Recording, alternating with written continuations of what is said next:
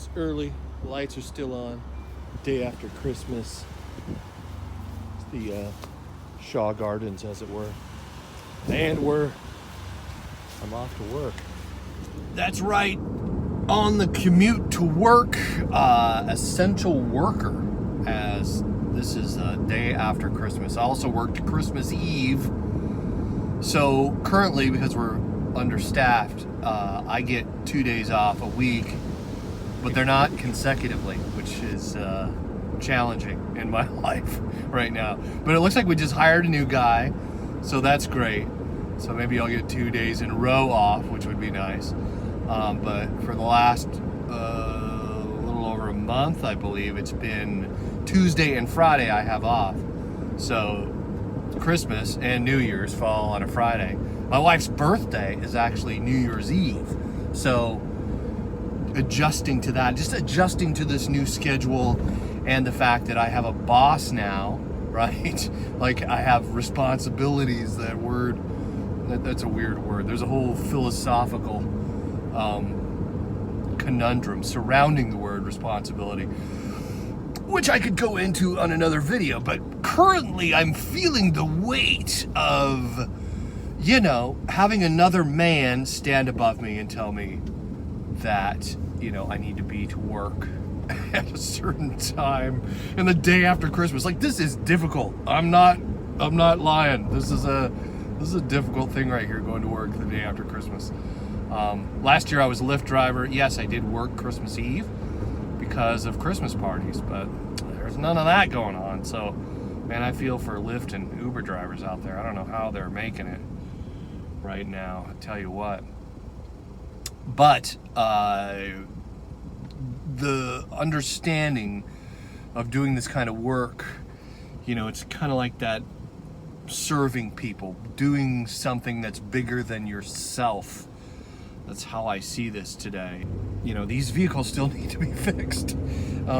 Tires need to be put on, all of these issues happen. They don't care what time it is. They don't care it's the day after Christmas or Christmas Eve or even Christmas Day. We did a weird amount of flat repairs on Christmas Eve, right? And the days before Christmas too. That and some of the fleet vehicles, like, it's weird. Like, just before Christmas, all of a sudden your air filter light comes on and your vehicle requires the air filter change. So we did, it was weird, a bunch of those. Oil changes, these things happen no matter what time of the year it is. Car problems don't honor anyone's schedule, right? They don't care what time of the year it is, whether it's Christmas, your birthday, your wedding day. Like, they just don't care. They need to be repaired. Things need to be fixed, and I like to put a little fixin' on it, as the Pearl Jam song would say. Yeah, vehicles are going to have problems. So I get that, and that's part of my heart in doing this, is serving the people. So I'm going to head to the shop today and share with you some of the goings-on around the shop that I've recorded for the last few weeks.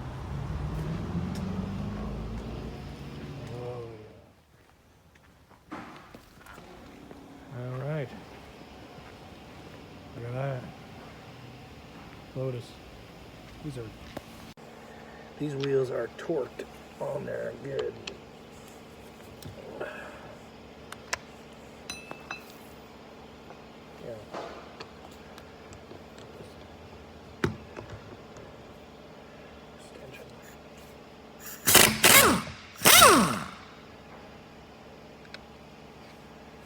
No problem. No problem at all. Condensation. That's on the inside of that headlight. That's right. Condensation. It's a sweet little car, though. Yep.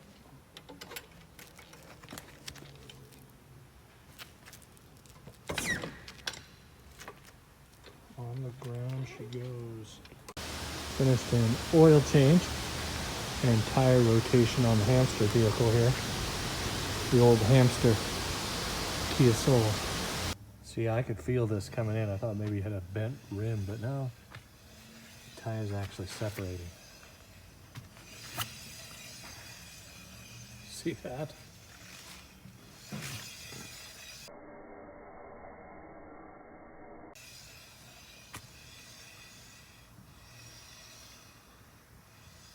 Boom. The shaker hood here on the Dodge Challenger. I believe this is a 2016 Dodge Challenger. And my fantastic coworker Anthony doing an oil change on it, which means you have to remove the four 10mm bolts on the top. But it's a throwback to the old muscle cars, the old Mopar muscle cars, because the shaker is attached to the engine, and that's how it got its name, right? As the engine would, shake, right, sitting on top of those 4-barrel carburetor, or carburetors on those old Mopars. Yeah, it wasn't a hood scoop.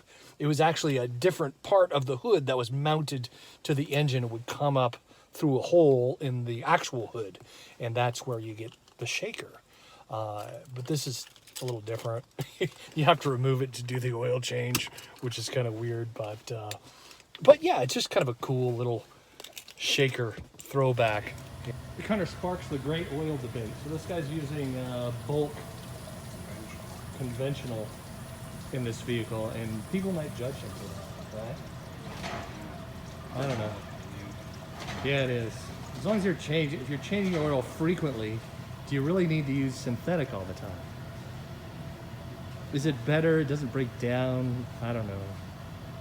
But yeah, that's true. Some vehicles, the Mercedes, all this Mercedes we get in require freaking synthetic. But I don't know. Chrysler Pacifica. 2017 Chrysler Pacifica with an interesting problem. So this is a paratransport vehicle. And this is designed for wheelchair ramp installed right there. Yeah. And it came in with a broken motor mount, so they have to lower the axles on this vehicle. That's just insane right there.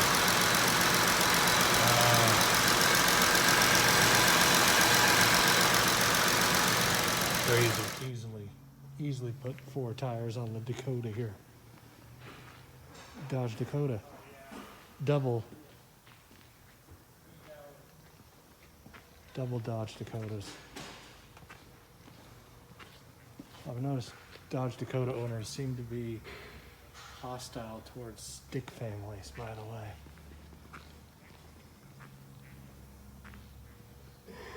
way. It's a sweet truck, though.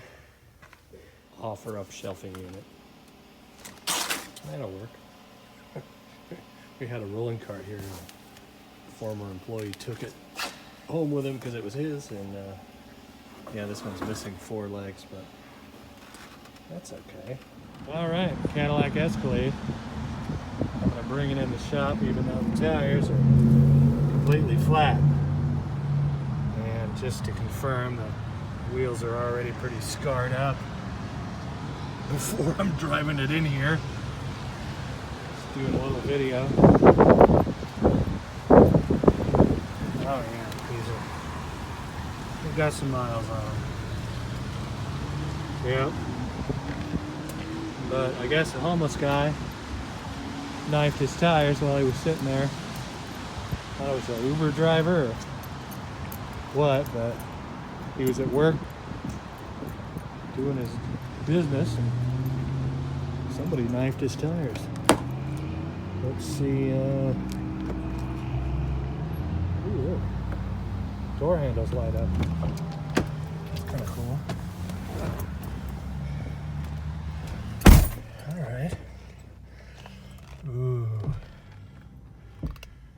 Brand new Escalade. I don't know what year it is actually. It's Cadillac Q.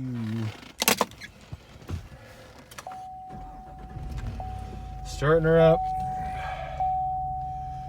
And time to try and bring her in the shop. Let's see how this goes.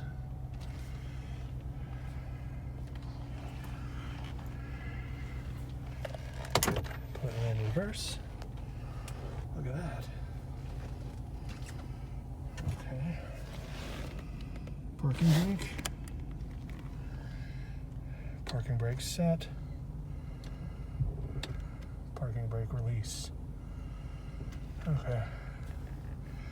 It just feels like the brake is on because both the tires on the passenger side are flat.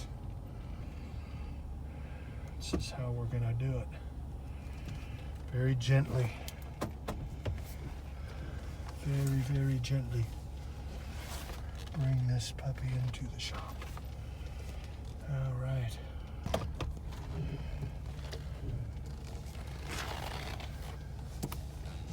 So I don't hear any grinding. The fact that it's raining is helpful. There's a little bit of extra water lubrication out there. Now, as we're rolling, I'm gently going to pull. Oh, look, TPMS sensor. You think? All right. Pull up to the shop. And there goes the door. Bringing her in. All right. And here's something we always do. Just roll the windows down every time we pull a car in so that we don't lock the keys in the car, because that happens. We always leave the keys in the vehicle. There's my toolbox right over there.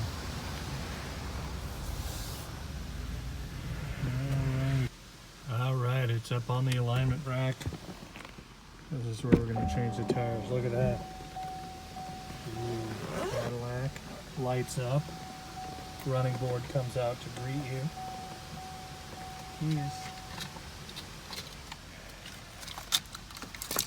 Yeah, man, keys are staying in here. Okay.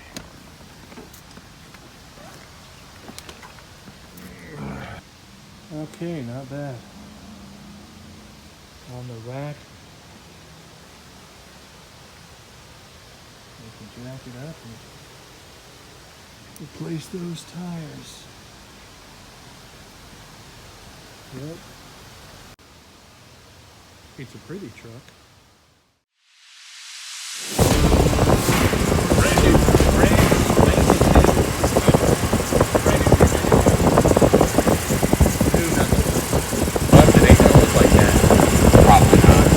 Oh, dude, this guy was super excited. He might take really good care of this motor.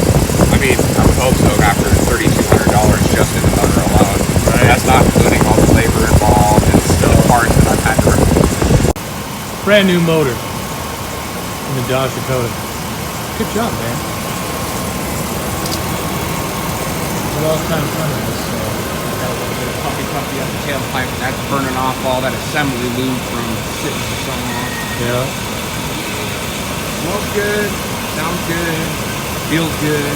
Yeah, it sounds great. Get it to gargle down some coolant.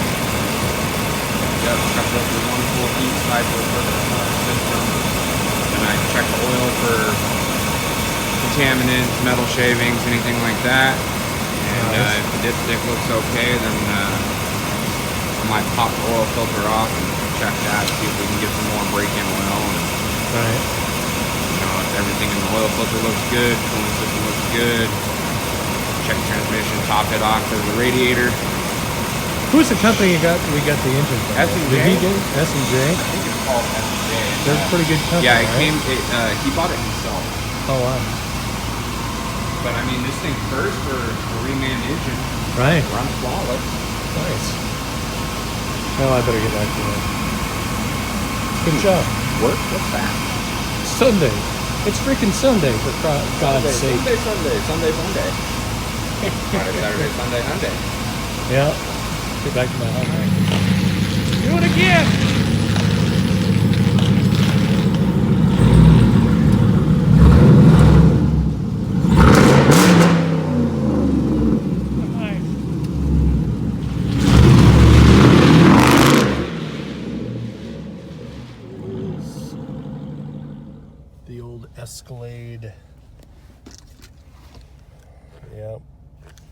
she's got tire pressure now. And that's been the around the shop activity for this video. And good news for me, my awesome boss told me that I will get 2 days off in a row starting in January. Thursday and Friday will be my weekend. So that's good news. 2 days off in a row. I'm so incredibly grateful for that. And thanks for watching.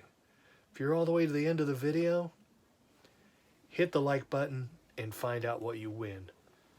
My respect. You did. And admiration. So might as well subscribe. You earned it. Bye. Don't forget to subscribe, and why not watch another video? Stick around!